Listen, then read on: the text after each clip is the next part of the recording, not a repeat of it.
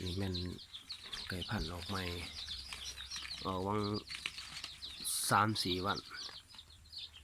ก็ประมาณ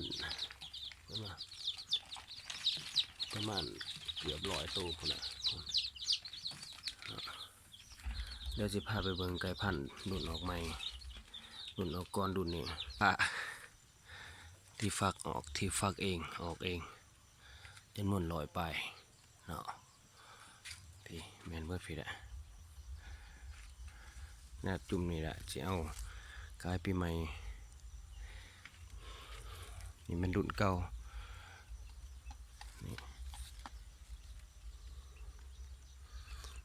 นี่มันรุ่นเก่าวัดนี่ประมาณ100 ปลายคือกันนั่น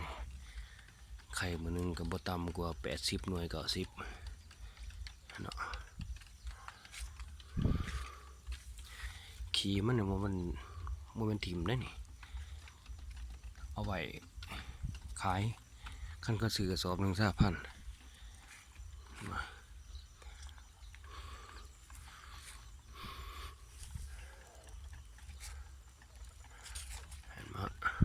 โอ้ขั้นบ่รู้อยู่ดีเห็ดบ่หลายเนี่ยนี่มันไก่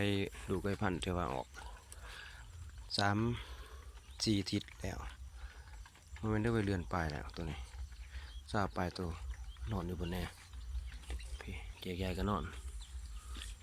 อันนี้มันดุไก่พันธุ์ด้วยกันกำลังได้3 ทิศตัวนี้ก็40 ปลายตัวแล้วเห็นปะไม่ดีแก๊ก